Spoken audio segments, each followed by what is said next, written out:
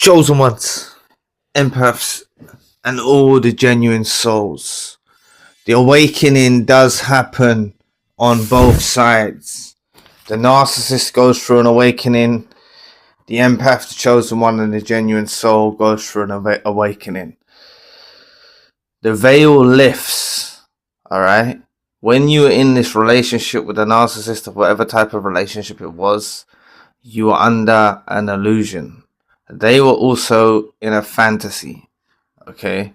And God or the universe snatches that fantasy or that vision away from the two of you, or the group of you, if it's friends or family or whatnot, and you begin to see them in a different light. You remember the day that you saw them differently for the very first time, okay?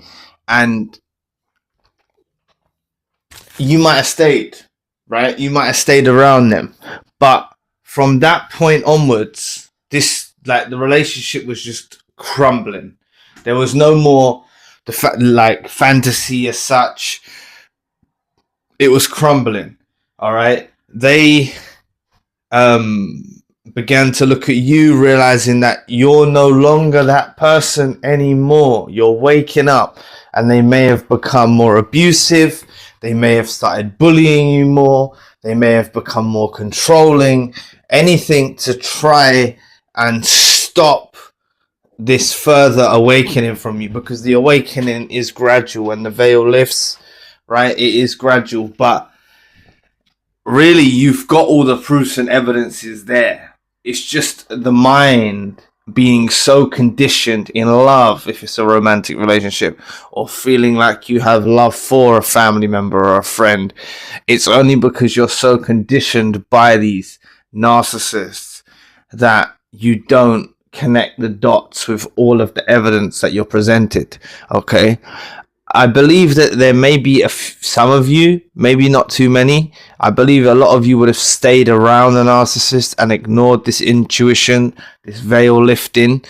But there might have been some of you that just jetted, right? Like just gone. Like you this first inkling of something arose and you just went, right? And maybe that's just a more powerful, intense awakening. What I believe in is the way that you've got out of these entanglements is happened in the best way possible for you. Okay. And when I say that, I know you might be like going, Zion, I've been through this, I've been through that. How can you say that's the best way? That's condescending.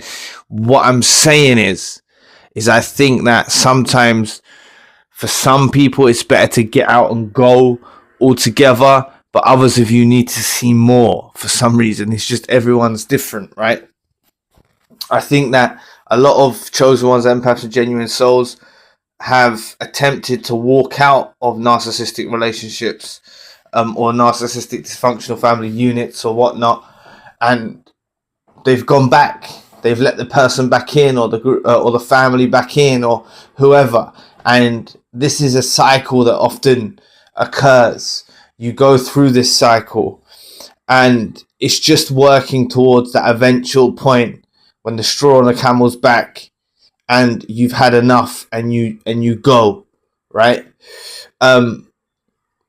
This is the thing. All the while though, from this time, whenever that time, you might have been in family unit thinking everything's great, wonderful. You might have been in a romantic relationship or with friends thinking everything's great, and you had this veil lift, and slowly and gradually you started to piece it together. Eventually you started to connect the dots, and you looked at them in that way, and you know, there's no way back from that. From the initial moment when you ever got the spark of ingenuity or insight, you know, the veil lifting, whenever you got that first spark, they saw it in you and they realized they're losing you. This is why a lot of the times it's not your fault, but the relationships can turn quite, you know, really abusive and really bullying and controlling and gaslighting a lot, because they feel like you're slipping away. All right. This can happen in friendships, right? This can happen in friendships. When I was slipping away, psychopath or narcissist friend was becoming more controlling. You see, when I was slipping away, this is what happens. It's like it's crazy, but that is something that even if a narcissist, escalates the situation and pulls a discard out or a ghosting or abandonment, you have to understand that they're fully conscious that you were seeing beneath the veil prior to them doing that anyway. So they still feel like the reject, you see. Like, they need you under that spell, under that illusion. And that fantasy's burst for them as well. That fantasy of a vision with you and everything like that. They realize that if they continue on this path, they're attempting, they're trying to gaslight you, but you've got resilience. They're trying to bully you, they're trying to control you, but you're standing your ground. And they're realizing that they need to take drastic action to try and get you back under the spell. And that's why they put you through ghosting, abandonment, hurt, actual, physical abuse, bullying, sorts of things to scare you, intimidate you, make you worried, make you anxious. They'll try anything to seal up the veil, being the light shining through now, right? And you being in touch with God or the universe and realizing that, or whatever your belief system, realizing there's a way out of this and you don't need to stay stuck. So the veil lifts on both sides, okay? They panic. You get more empowered. You get more and more empowered through this awakening from the veil lifting, and they'll panic. So off their panic, their reactions to things when they've tried to throw you off course or off the scent or whatever, don't let that trouble you too much. You will go through that, heightened anxiety, heightened pressure, things like this.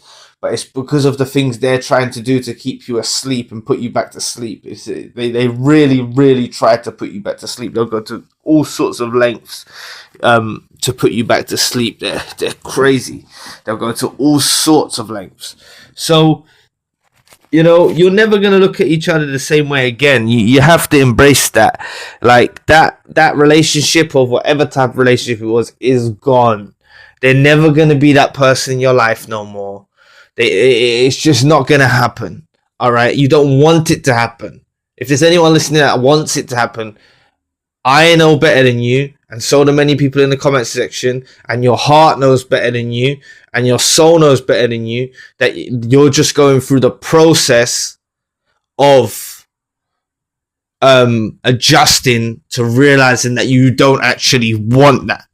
Sorry if that sounded condescending when I said I know better than you. I'm not being high and mighty or full of myself. I'm just saying I understand, because I know, I've spoken to people and I know you can be in that place. I'm aware, I'm conscious. You can be in that place where you want a relationship back of whatever type, and it's not good for you. And it's not good for you. Okay? So trust the process and just realize that. Don't hold on to that vision that you had, that fantasy you were under, that illusion you were under. Don't hold on to that. So anyway, thanks for listening today. I really appreciate the support. Please book a session if you'd like to. I'm now available 24 hours across all time zones. You can also request a custom video. All video requests are processed in 24 hours. You're welcome to donate or support to the channel if you'd like to. My podcast is now on Spotify. Check out the spiritual channel for more content. All links you need are in the description box below, and I'll be back with another video soon. Peace.